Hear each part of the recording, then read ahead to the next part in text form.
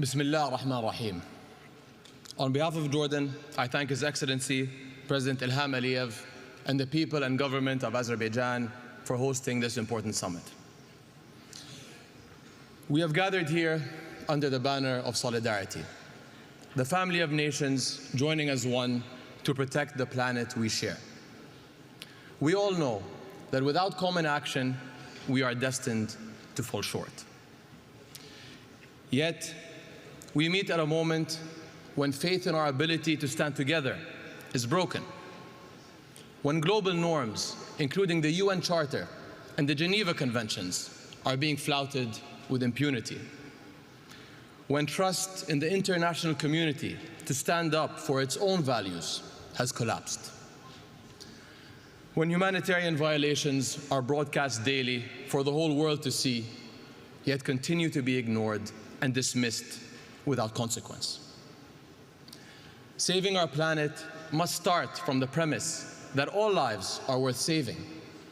The solidarity we need depends on embracing that truth. Yet, over the past 13 months, the world has stood by as thousands of Palestinians have been killed in Gaza, the majority women and children.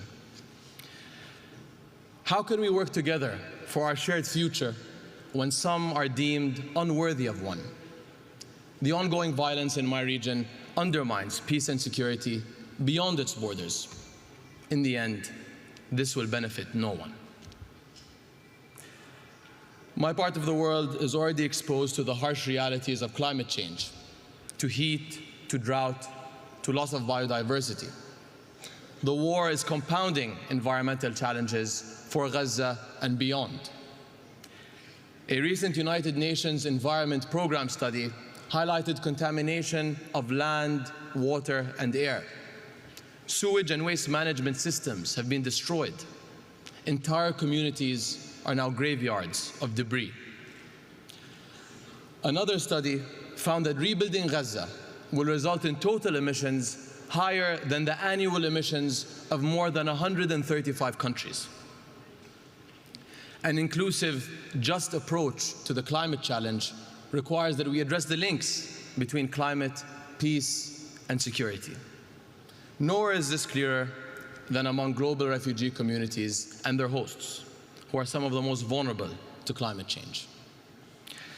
During COP27, His Majesty King Abdullah II launched the Global Climate Refugee Nexus Initiative. 58 countries have signed on to date, and we invite others to join. 1 in every 3 people living in Jordan is a refugee, and our infrastructure is feeling the strain. We face rising demand on stressed resources and services, including water, health, and education. And while we in Jordan have made significant strides in clean energy, water conservation, and climate-smart agriculture, these efforts are not enough. We need to rally communities around climate action and secure a better future for our youth and generations to come. In my country, we are implementing climate policies while grappling with the impacts of conflict. Yet, we can't solve these twin crises alone.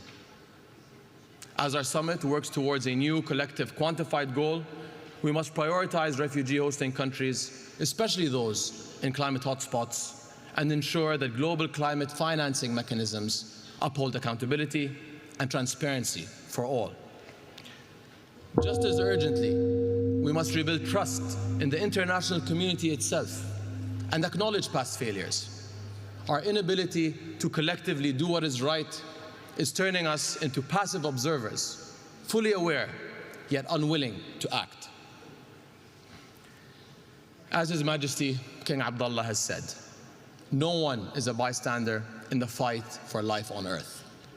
That means fighting against climate change, fighting for peace, and fighting to alleviate human suffering together, because every life is worth fighting for.